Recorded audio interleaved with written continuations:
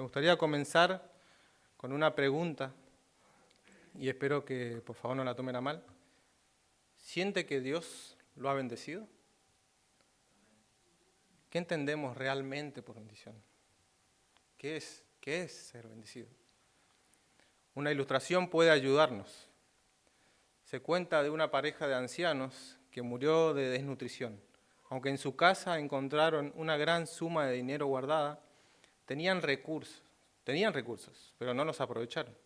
De manera similar, muchos creyentes viven sin disfrutar plenamente las riquezas espirituales que Dios ya les ha dado en Cristo. Tales cristianos se encuentran en peligro de padecer una desnutrición espiritual grave, porque no están aprovechando el inmenso depósito lleno de alimento y recursos que está a su disposición. Esta hermosa epístola habla a los cristianos acerca de las grandes riquezas, herencias y plenitudes que tienen en Jesucristo y en su iglesia. En esta carta la palabra riquezas se emplea en 5 ocasiones, gracia 12 veces, gloria 8 veces, plenitud, llenar o ser llenos 6 veces y la frase clave en Cristo o en Él 15 veces. Cristo es la fuente, la esfera y la garantía de toda bendición espiritual. Por eso quienes están en Él tienen acceso a todo lo que Dios ha provisto para su vida y la piedad. Bueno, para contextualizar un poco, Pablo escribió esta carta desde la cárcel en Roma, aproximadamente en los años 60 y 62 antes de Cristo. ¿Está bien o no? 60 y 62 después de Cristo. Dirigida a creyentes ubicados en la región de Éfeso. Los primeros 3 capítulos enfatizan la doctrina cristiana y los últimos 3 se enfocan en la conducta del creyente. En Efesios 1, 3 al 14, que es el texto que vamos a ver hoy, Pablo eleva una gran alabanza a Dios por todo lo que Él ha hecho por la iglesia. ¿Alguien va a leer? ¿Leo yo?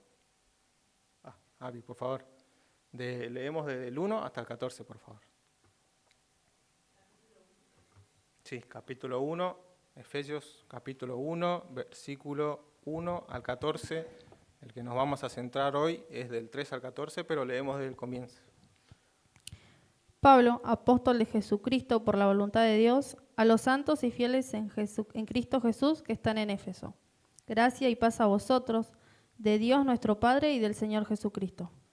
Bendito sea el Dios y Padre de nuestro Señor Jesucristo, que nos bendijo con toda bendición espiritual en los lugares celestiales en Cristo, según nos escogió en Él antes de la fundación del mundo, para que fuésemos santos y sin mancha delante de Él, en amor habiéndonos predestinado para ser adoptados hijos suyos por medio de Jesucristo, según el puro afecto de su voluntad, para alabanza de la gloria de su gracia, con la cual nos hizo aceptos en el amado, en quien tenemos redención por su sangre, el perdón de pecados según las riquezas de su gracia, que hizo sobreabundar para con nosotros en toda sabiduría e inteligencia, dándonos a conocer el misterio de su voluntad, según su beneplácito, el cual se había propuesto en sí mismo, de reunir todas las cosas en Cristo en la dispensación del cumplimiento de los tiempos, así las que están en los cielos como las que están en la tierra.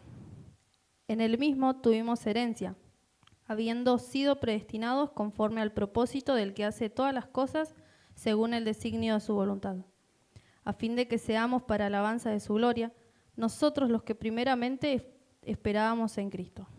En Él también vosotros, habiendo oído la palabra de verdad, el evangelio de vuestra salvación, y habiendo creído en Él, fuisteis sellados con el Espíritu Santo de la promesa, que es las arras de nuestra herencia hasta la redención de la posesión adquirida, para alabanza de su gloria.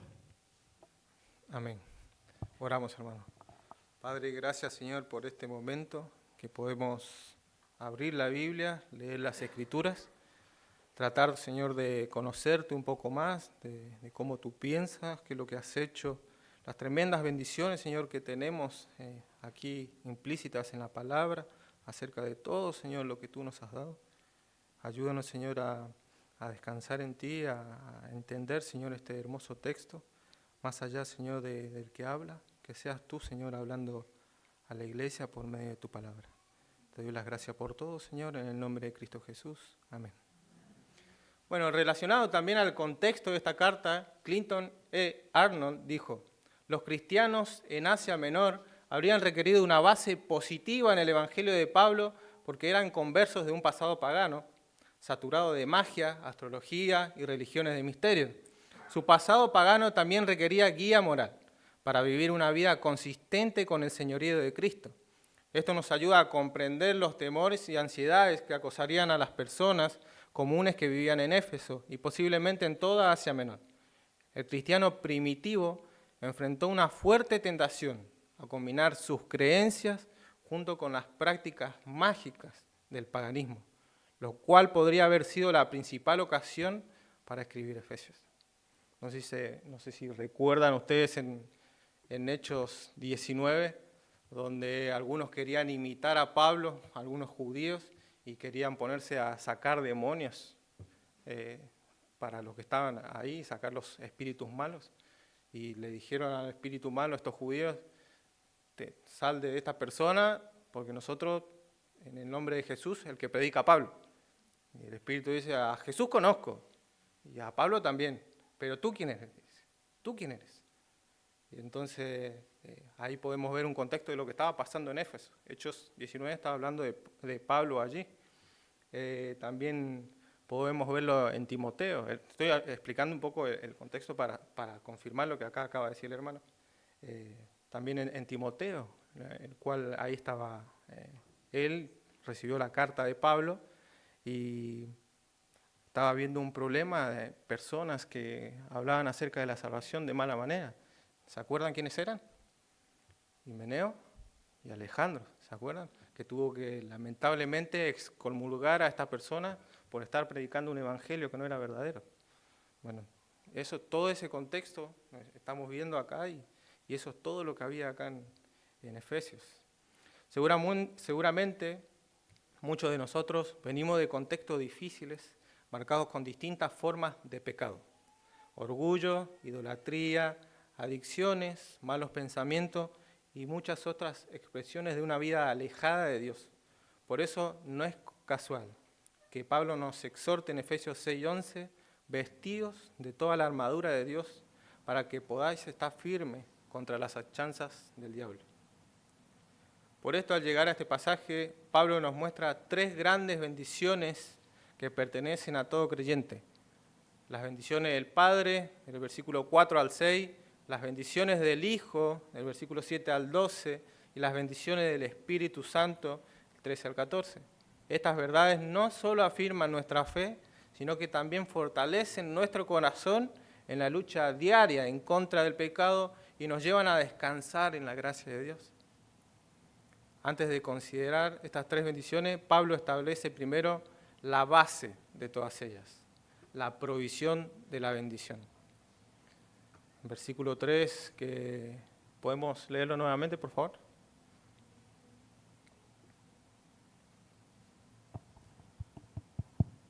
Bendito sea el Dios y Padre de nuestro Señor Jesucristo, que nos bendijo con toda bendición espiritual en los lugares celestiales en Cristo. Muy bien, el apóstol Pablo comienza alabando a Dios para que sepamos a quién pertenece la gloria, por permitirnos estar posicionados en este lugar. Esta sección comienza con la expresión bendito, del griego eulogio, relacionado con la idea de hablar bien o elogiar. Pablo está declarando la bondad que Dios ha mostrado hacia los creyentes al escogerlos, redimirlos y hacerlos partícipes de su herencia. Dios no solo hace cosas buenas, Él es bueno en su propia naturaleza. Como dice Santiago 1:17, toda buena dádiva y todo don perfecto descienden de lo alto, del Padre de las luces, en quien no hay mudanza ni sombra de variación. Y nos ha bendecido, de manera que ahora poseemos toda bendición espiritual. Bueno, quería leer un comentario del pastor MacArthur acerca de esto en su comentario de Efesios. Recordemos, y nos ha bendecido de manera que ahora poseemos toda bendición espiritual. Muchos cristianos piden a Dios de manera continua cosas que Él ya les ha dado. Oran pidiendo que les dé más amor, aunque deberían saber que el amor de Dios ha sido derramado en nuestros corazones por el Espíritu Santo que nos fue dado. Oran por la paz, aunque Jesús dijo, la paz os dejo, mi paz os doy. Yo no la doy como el mundo la da. Oran por felicidad y gozo, aunque Jesús dijo, estas cosas os he hablado, para que mi gozo esté en vosotros y vuestro gozo sea cumplido. Piden a Dios fortaleza, aunque su palabra les dice, todo lo puedo en Cristo que me fortalece. Todas las cosas que pertenecen a la vida y a la piedad nos han sido dadas por su divino poder mediante el conocimiento de aquel que nos llamó por su gloria y excelencia. No es que Dios quiera darnos, sino que Él ya nos ha dado todas las cosas que pertenecen a la vida y a la piedad. Y Él ya nos bendijo con toda bendición espiritual. Nosotros ya estamos completos en Él. No hay más que podamos recibir. La necesidad del creyente no es recibir algo más, sino hacer algo más con lo que ya tiene. Es una bendición ese comentario. Dice, en los lugares celestiales en Cristo, esto significa que al confiar en Él como Señor y Salvador, somos colocados en una unión maravillosa con Jesús. Todo lo que el Señor tiene, lo tienen también quienes están en Cristo. Podemos leer Romanos 8, 16 al 17. Perdón, no le pasé los versículos. En la próxima los voy a traer anotado. Si hay próxima. El Espíritu mismo da testimonio a nuestro espíritu de que somos hijos de Dios. Y si hijos, también herederos. Herederos de Dios y coherederos con Cristo, si es que padecemos juntamente con Él, para que juntamente con Él seamos glorificados. Amén. Una pregunta, ¿está padeciendo por seguir a Cristo? ¿Lo están juzgando por leer la Biblia? ¿No entienden sus razonamientos cuando habla acerca de algo que está mal? ¿Lo están rechazando por predicar el Evangelio? Es una pregunta abierta. Amén a eso. Debemos buscar las cosas de arriba, donde está Cristo, sentado a la diestra de Dios. Esa es la idea. El fin de todo cristiano, que prediquemos el Evangelio, que vayamos, hablemos, diciéndole a las personas, lo que están haciendo lamentablemente está mal, su entendimiento está entenebrecido. Ustedes lamentablemente no conocen a Dios. Yo te puedo hablar de la Biblia y te puedo decir quién realmente sos y quién realmente es Dios, para que lo busques con un corazón sincero, un corazón humillado. Y esa es la idea de nosotros, abrir nuestra boca, hablar del Evangelio y explicárselo, obviamente con mansedumbre, con templanza, no tratando de atacar ni hacer sentir mal a la persona, pero sabemos que el Evangelio es uno solo. Éramos pecadores. Y Cristo tuvo que venir a alguien a morir por nosotros. Tuvo que enfrentar situaciones que nosotros tendríamos que haber enfrentado, hablando en el camino a la cruz, para morir, para ser condenado, y todo lo hizo el Señor. Y es la idea que nosotros podamos hablar del Evangelio, porque es una bendición. Ahora pasaremos a ver la primera clase de bendición que posee la Iglesia. Ellas son las bendiciones del Padre. Leemos versículo del 4 al 6, por favor, hermano. Según nos escogió en Él antes de la fundación del mundo, para que fuésemos santos y sin mancha delante de Él, en amor, habiéndonos predestinados para ser adoptados hijos suyos por medio de Jesucristo, según el puro afecto de su voluntad, para alabanza de la gloria de su gracia, con la cual nos hizo aceptos en el amado. Fuimos escogidos por Dios del griego eklego, elegir para sí. Dios nos eligió antes de la creación, la caída, los pactos o la ley. Fuimos predestinados por Dios para ser suyos. Él designó a la Iglesia el cuerpo de su Hijo antes que el mundo empezara. Pastor MacArthur en su teología sistemática nos dice, el decreto de elección es el escogimiento libre y soberano de Dios, hecha en la eternidad pasada para establecer su amor en ciertos individuos y en base de nada en sí mismo, sino únicamente por el beneplácito de su voluntad, elegirlos para ser salvos del pecado y la condenación y heredar las bendiciones de la vida eterna a través de la obra mediadora de Cristo. El doctor Sproul también nos dice, elección significa que Dios ha contemplado la masa de la humanidad caída y ha decretado salvar a algunos de esos pecadores. Al resto les atribuye su justo castigo. No es equitativo. Equitativo significaría castigar a todos. Gracias a que Jesucristo se entregó a sí mismo como un cordero sin mancha ni contaminación, Dios nos ha dado su propia naturaleza sin mancha ni contaminación. Los indignos, nosotros, hemos sido declarados dignos, los injustos, declarados santos. No hay mérito que cuente aquí. Usted y yo fuimos elegidos por Dios de manera soberana, sin que lo merezcamos o dispongamos. Esto a mí, por ejemplo, me recuerda, ¿se acuerdan el hijo pródigo? ¿Qué es lo que había pasado en esa situación? ¿Cómo recibió el padre al hijo?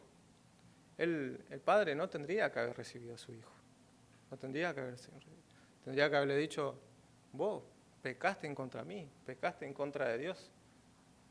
Andate de acá. Andate de acá. Hiciste las cosas mal. Me viniste a pedir algo que no debías pedir.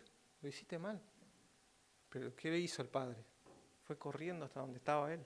Fue, lo abrazó, lo buscó, lo perdonó. Y eso es una bendición. Fuimos predestinados también para su gloria.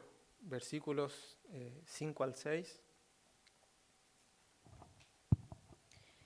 En amor, habiéndonos predestinado para ser adoptados hijos suyos por medio de Jesucristo, según el puro afecto de su voluntad, para alabanza de la gloria de su gracia, con la cual nos hizo aceptos en el amado. Amén. Del griego priorizo, hablando de predestinados, denota determinar de antemano o de manera anticipada. Dios elige a quienes son salvos a causa de su amor. Juan 15, 19 dice, nadie tiene mayor amor que este, que uno ponga su vida por sus amigos. Esto es exactamente lo que Jesús hizo a favor de aquellos a quienes Dios había escogido para ser salvos. Él nos amó y nos seguirá amando por toda la eternidad, según el puro afecto de su voluntad. Romanos 5, 6 al 8, ¿podemos leer, por favor? Romanos 5, 6 al 8. Amén. Y la esperanza no avergüenza, porque el amor de Dios ha sido derramado en nuestros corazones por el Espíritu Santo que nos fue dado. Porque Cristo, cuando aún éramos débiles, a su tiempo murió por los impíos. Ciertamente apenas morirá alguno por un justo, con todo pudiera ser que alguno osara morir por el bueno. Amén. Qué importante es mirar este texto con detenimiento. Dice, ciertamente apenas morirá alguno por un justo. Con todo pudiera ser que alguno osara morir por el bueno. Mas Dios muestra su amor para con nosotros, en que siendo aún pecadores, Cristo murió por nosotros. O sea, ciertamente usted tal vez podría morir por alguien que ama. ¿Sí? ¿Quién no moriría acá por su hijo, por su madre? No sé, viene alguien a hacerle algo y usted se pone enfrente. Ciertamente cada uno, Jesucristo lo hizo por asesinos, por violadores. Jesucristo lo hizo por personas malas de verdad, por personas malas. Tal vez nosotros no hemos llegado y no sé si llegaremos en el momento que podamos dar nuestra vida por personas así. Y aún así no llegaríamos nunca a igualar lo que Cristo hizo por nosotros. Eso es increíble, es lo que está diciendo este texto. O sea, capaz que alguno puede llegar a morir por una persona buena, una persona cercana, pero Cristo murió por pecadores, por personas malas de verdad. Eso es increíble. El resultado de la elección de Dios es que llegamos a ser adoptados hijos suyos. En un gran amor, Él nos hace más que ciudadanos y siervos y aún más que solo amigos. Él nos convierte en sus hijos. Dios en su amor atrae a los pecadores redimidos al círculo íntimo de su propia familia, porque el Señor ha hecho esto así. ¿Por qué el Señor ha hecho esto así tan precioso? Porque fuimos salvos. y hechos hijos para alabanza de la gloria de su gracia. Por encima de todo lo demás, Él nos elige y salva para su propia gloria.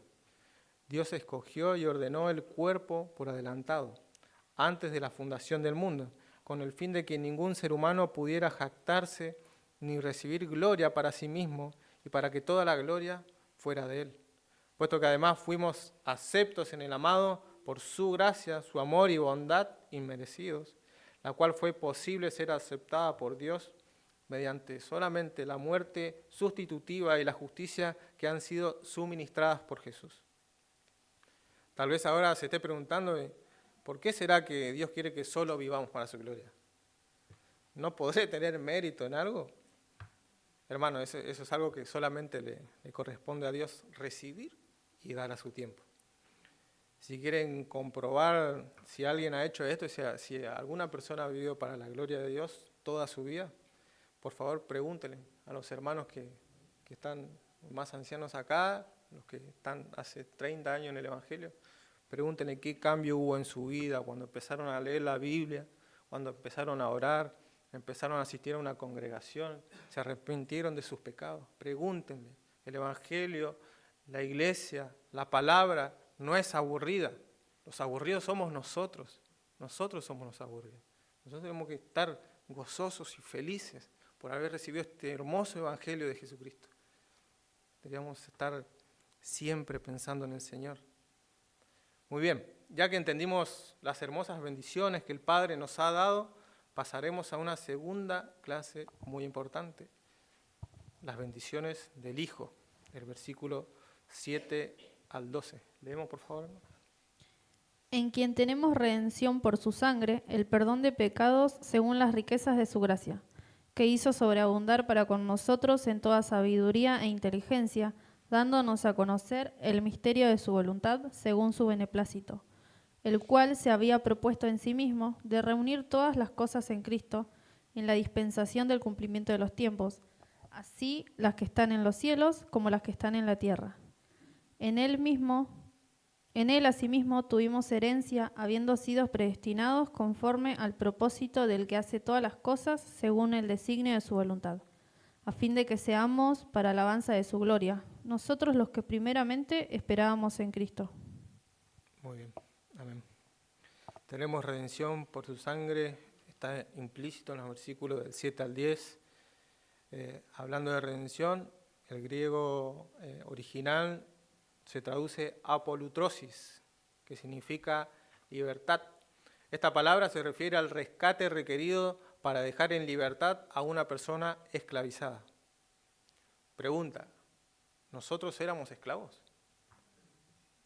¿De qué? El precio de la libertad que nosotros recibimos fue su sangre.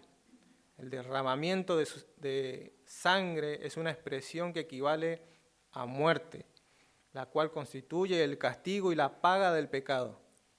La propia muerte de Cristo, es decir, el derramamiento de su sangre, fue la sustitución por nuestra muerte. Podemos leer, por favor, Primera de Pedro 1, 18 al 19.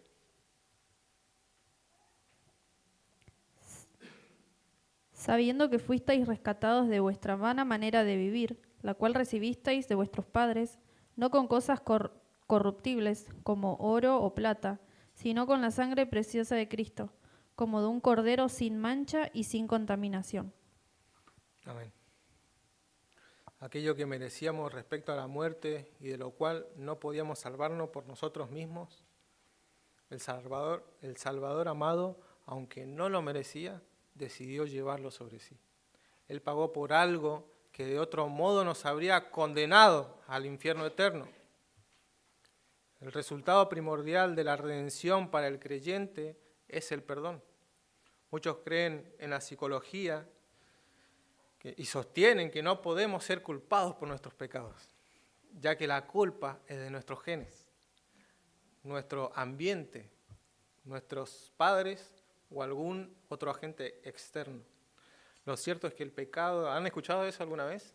No hay que juzgarlo, porque en realidad la culpa es Bueno, el otro día, justamente viendo una noticia en la televisión acerca de estos jóvenes que ahora están llevando armas a las escuelas. Bueno, había una mujer que sostenía con firmeza que esas personas deberían ir presas porque están haciendo algo mal.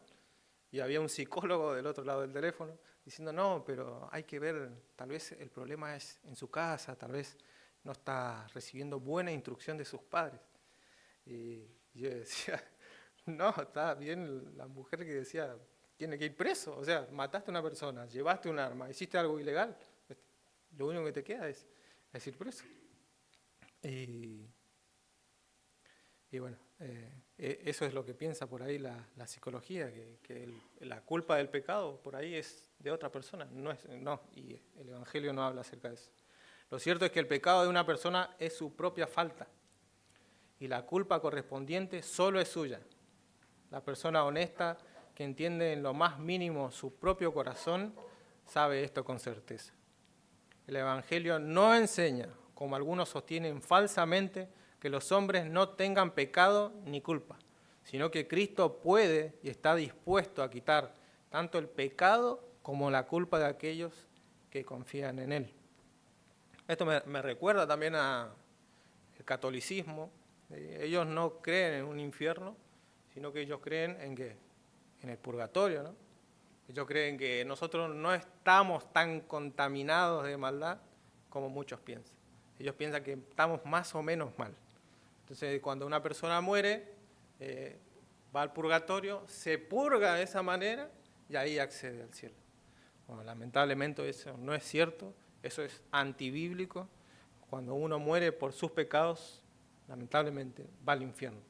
Y es lo que va a pasar de aquellos que no confiaron en Jesús. Por eso, esto me recuerda también se nos deben prender unas luces rojas así, cuando empezamos a ver estas realidades. Por ejemplo, en Joel 2:13 dice, rasgad vuestro corazón y no vuestros vestidos, y convertíos a Jehová vuestro Dios, porque misericordioso es y clemente, tardo para la ira y grande en misericordia, y que se duele del castigo. Rasgad vuestro corazón. Eso a mí, cuando lo leí, dije, ¿qué está diciendo? Rasgad vuestro corazón. Está como diciendo que tu conversión, que tu arrepentimiento no sea algo externo, algo que solamente querés que lo vean los demás. Tu arrepentimiento que sea verdadero. Abrí tu corazón a Dios, orale y decirle, Señor, he cometido pecado toda mi vida, quiero cambiar, soy una bestia, no quiero ser así, quiero vivir para tu gloria, Dios. Y eso a mí me voló la cabeza. Es increíble, la palabra de Dios es increíble.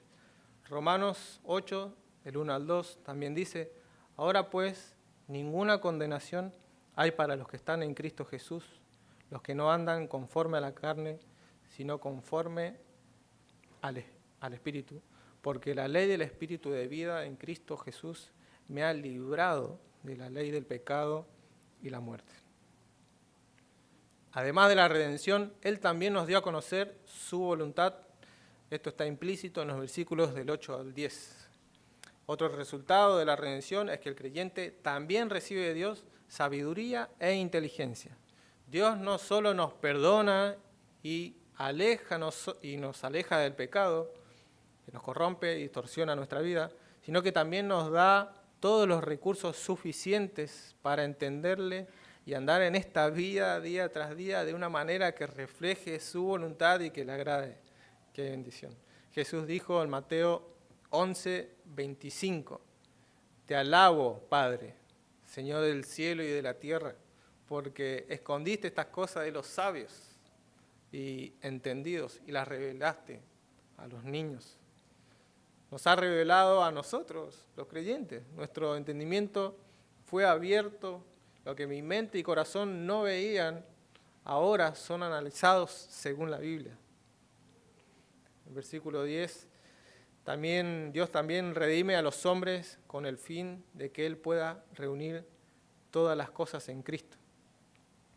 El tiempo de esa reunión será en el reino milenario, que será la dispensación del cumplimiento de los tiempos. Cuando la historia llegue a su consumación, cuando lleguemos al reino, la eternidad comience de nuevo y el cielo nuevo y la nueva tierra sean establecidos, se cumplirá lo que Dios se había propuesto en sí mismo, de reunir todas las cosas en Cristo. Así las que están en los cielos como las que están en la tierra. Alguien una vez dijo, Él diseñó su gran plan en el pasado eterno y ahora lo desarrolla en forma soberana, conforme a su voluntad divina. ¿Qué quiero decir con esto? Dios gobierna y está cumpliendo sus tiempos determinados en las profecías de la Biblia. Y eso es una bendición. Muchas veces nosotros hacemos promesas, personas nos hacen promesas a nosotros y no las cumplen y no las cumplimos, pero Dios cumple sus promesas. Cristo también nos dio su herencia, lo podemos ver en versículo 11. Hendriksen,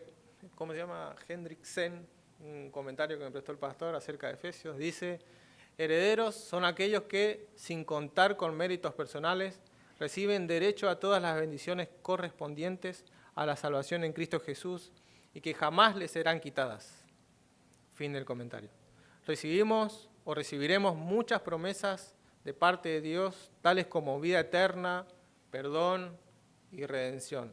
El Espíritu Santo, acceso directo al Padre, un reino inconmovible, paz y gozo inefable, etc. Jesucristo es el fundamento de nuestra herencia divina. Aparte de Jesucristo, la única cosa definitiva y eterna que una persona puede recibir de Dios es condenación. Pero para el cristiano verdadero, y por un milagro maravilloso que solo Dios puede comprender, todo creyente ha sido colocado en la cruz del Calvario, clavado allí junto al Salvador en un sentido espiritual y sepultado y resucitado con Él. Segunda de Pedro 1, 3 al 4 dice, como todas las cosas que pertenecen a la vida y a la piedad nos han sido dadas por su divino poder, mediante el conocimiento de aquel que nos llamó por su gloria y excelencia, por medio de las cuales nos ha dado preciosas y grandísimas promesas, para que por ellas llegaseis a ser participantes de la naturaleza divina, habiendo huido de la corrupción que hay en el mundo a causa de las concupiscencias. Nos han sido dadas por su divino poder todo lo que hemos recibido y recibiremos es solamente gracias a Cristo, solamente a su muerte en la cruz. Hablando de la frase del que hace todas las cosas según el designio de su voluntad, no es suficiente pensar que Dios solo ideó un plan. Él se encargó de hacerlo funcionar y llevarlo a cabo. No dudemos del Creador. Él está al control de todo. La Biblia no duda en afirmar que Cristo sustenta todas las cosas con el poder, con la palabra de su poder. En Hebreos 1:3. Versículo 12. Leemos, por favor, hermano. Versículo 12.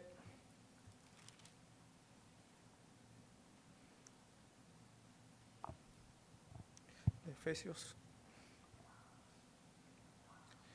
1. Y como un vestido los envolverás y serán mudados, pero tú eres el mismo y tus años no acabarán. Efesios 1:12. Perdón. A fin de que seamos para alabanza de su gloria, nosotros los que primeramente esperábamos en Cristo. Amén. Esto nos hace ver que el hombre es redimido con el propósito de restaurar la imagen divina que fue manchada por el pecado. Las Escrituras siempre presentan la salvación desde el lado de Dios, a fin de que Él siempre reciba todo el crédito, como lo merece. En nuestra sociedad orientada a la exaltación del ser humano, el hecho de que Dios quiera tener el crédito exclusivo parece inapropiado, ¿no? Pero solo porque los hombres no tienen un concepto real de su grandeza, santidad y gloria. El versículo también comenta a fin de que nosotros, los que primeramente esperábamos en Cristo, entre sus interpretaciones recalca la idea de que los apóstoles y otros creyentes judíos de primera generación fueron los primeros en recibir al Mesías, los que primeramente tuvieron esa esperanza en Cristo. Fueron los primeros que creyeron en Él. Y ahora, gracias a Dios y gracias a la predicación de esos apóstoles, nosotros hemos recibido ese hermoso evangelio. Imagínense, vivir sin Biblia, vivir sin el evangelio, vivir sin Jesús. ¿Qué sería esto? Un desastre. Gracias a Dios que dio este hermoso plan para salvarnos. Por último, las bendiciones del Espíritu, versículos 13 y 14. En él también vosotros, habiendo oído la palabra de verdad, el evangelio de vuestra salvación, y habiendo creído en él, fuisteis sellados con el Espíritu Santo de la promesa, que es las arras de nuestra herencia hasta la redención de la posesión adquirida, para alabanza de su gloria. Además de ellos, los que primeramente esperaban en Cristo, ahora nosotros, habiendo oído la palabra, me hace acordar como el apóstol explica en su carta a los Romanos en 10:17, la fe es por Él y Él por la palabra de Dios. La fe viene por una respuesta positiva a la palabra de verdad. Esto es las buenas nuevas que Dios ha provisto un cambio de salvación mediante la obra expiatoria de su Hijo Jesucristo. Juan 1:12 también dice, mas a todos los que le recibieron, a los que creen en su nombre, les dio la potestad de ser hechos hijos de Dios. Y eso es hermoso. Y Él nos ha sellado para garantizar Dios sus promesas a quienes han recibido a Jesucristo. Dios les ha sellado con el Espíritu Santo de la promesa. No sé si ustedes saben lo que es, bueno, yo creo que la mayoría sabe lo que es un sello, pero en la antigüedad se usaba el sello para remarcar que esa carta o esa escritura era verdaderamente de la persona que tenía el sello. Imagínense si una carta hacia otro lugar con un sello que no era verdadero o con un sello que sin sello, esa carta no la iba a recibir ningún rey, no la iba a recibir nadie. Esto me hace acordar, nosotros por tema del trabajo, por tema de salud física y demás, hacemos estudios, mi vida personal estoy hablando, estudios, todos los años tenemos que hacernos estudios. Y antes de ir a hacerte el estudio, uno tiene que sellar ¿cómo se dice? Su receta y demás, para poder ir al médico y decirle, vengo, ya acá tengo los sellos de la obra social y vengo a hacerme los estudios. Y bueno, estaba ahí sentado esperando y viene un hombre con los papeles, todo, sí, vengo a hacerme el estudio, dice, le empieza a revisar la doctora, dice, no, pero esto no está sellado, no, vuelva a hacer. Le hizo que se fuera, solamente porque no estaba ese sello. Esto es para ejemplificar un poco más. A cada creyente se le da el mismo Espíritu de Dios en el momento que habla en lenguas. ¿Sí o no? No, en el momento que confía en Cristo, el Espíritu de Dios es nuestra fuerza y fuente de seguridad, nuestra garantía absoluta. Cuando los cristianos son sellados con el Espíritu Santo, también son delegados para proclamar, enseñar, ministrar y defender la palabra de Dios y su evangelio con la propia autoridad del Señor. El Espíritu Santo no solo garantiza nuestra herencia en Jesucristo con su sello, sino también con las arras, palabra que en griego se traduce arrabón. Se refería originalmente a un pago inicial o un depósito de seguridad para asegurar la ejecución de una compra. Esto quiere decir que como creyentes tenemos al Espíritu Santo como la seguridad divina de nuestra herencia, la cuota inicial de lo prometido por Dios.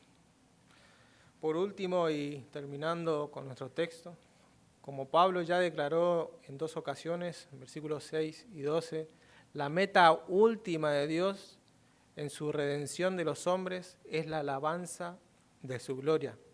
No somos salvos y bendecidos para nuestra propia gloria, sino para la de Dios. El fin último de todas las cosas es glorificar a Dios con nuestras vidas, en nuestras mentes, en nuestro hogar, en la iglesia y por sobre todo en la soledad. Ayer veíamos un estudio con los jóvenes, ¿recuerdan? acerca de la oración y a dónde deberían ir apuntadas nuestras oraciones. Siempre estamos hablando de una oración eficaz.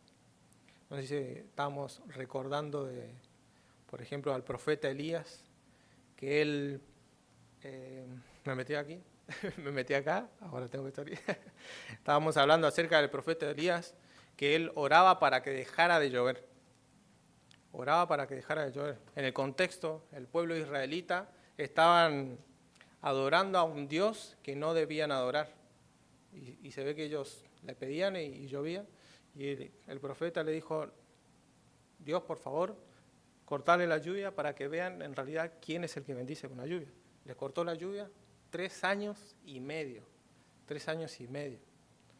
Y ahí seguramente el profeta diciéndole, ¿vieron lo que hice de parte de Dios? Ahora voy a orar de nuevo y voy a hacer que llueva. Y Elías oró y llovió de nuevo. Todo esto para que ese pueblo que estaba buscando a un Dios que no tenía que buscar, se vuelva de sus malos caminos y empiece a adorar al Dios que los había creado. Y siempre, y eso estaba ejemplificando que Elías estaba cumpliendo y haciendo la voluntad de Dios y tratando de que la gloria de Dios sea exaltada. Y eso es lo que habla aquí este texto. Para finalizar, hermanos, espero que estos textos que nos muestran principalmente el plan de Dios para la salvación y las increíbles riquezas que tenemos en Cristo, nos ayuden a deslumbrarnos por el Señor, vivir para el Señor y desear morir sirviendo al Señor. Fue precioso ver las realidades bíblicas que nos llevarán a adorarlo. Fue la oración de Pablo en Efesios 3, 14 al 21, que dice, por esta causa doblo mis rodillas ante el Padre de nuestro Señor Jesucristo, de quien toma nombre toda familia en los cielos y en la tierra, para que os dé, conforme a las riquezas de su gloria, el ser fortalecidos con poder en el hombre interior por su Espíritu, para que habite Cristo por la fe en vuestros corazones, a fin de que arraigados y cimentados en amor, seáis plenamente capaces de comprender con todos los santos cuál sea la anchura, la longitud y la profundidad, la altura, de conocer el amor de Cristo, que excede a todo conocimiento, para que seáis llenos de toda la plenitud de Dios, y aquel que es poderoso para hacer todas las cosas, mucho más abundante de lo que pedimos o entendemos, según el poder que actúa en nosotros. A Él sea la gloria, en la Iglesia, en Cristo Jesús, por todas las edades, por los siglos de los siglos. Amén. Bueno, hermanos, para ya terminar con esto, creo que se hizo corto el mensaje, pero dice, es nuestro, algo que yo puse acá, es nuestro deseo, de todos los que estamos aquí, que usted al recordar o entender estas implicaciones pueda tener un corazón que busque a Dios con total sinceridad y adquiere un anhelo desesperado por examinarse y preguntarse, ¿estoy consciente de quién es Dios? ¿Estoy caminando con Dios? ¿A dónde apunta mi vida? ¿Es mi fin último darle la gloria a Dios en todo? Sería una bendición al final de esta reunión que si usted es un creyente de hace años, o un creyente que recién ha llegado, o tal vez piense en su corazón que tal vez no estoy caminando con el Señor, tal vez estoy haciendo mi voluntad y no estoy haciendo la voluntad de Dios. Sería una bendición que, por favor, al final de esta reunión, allá atrás, o se junte con algún hermano, aquí muchos hermanos piadosos, y que puedan orar por usted, por su salvación, que puedan orar por su vida. Dígale, hermano, estoy tomando decisiones equivocadas, por favor, puede orar por mí. La verdad que estoy mal y quiero buscar a Dios, deseo buscar a Dios, pero no puedo. Hay algo que me lo está interrumpiendo. Y sería una bendición. Yo creo que para todos sería una bendición orar por la salvación de una persona, orar por el crecimiento de alguien. Así que finalizamos, hermanos, y gracias a Dios por esta hermosa palabra. Oramos, ¿sí? Padre, gracias, Señor, por todo, Señor, lo que nos has dado.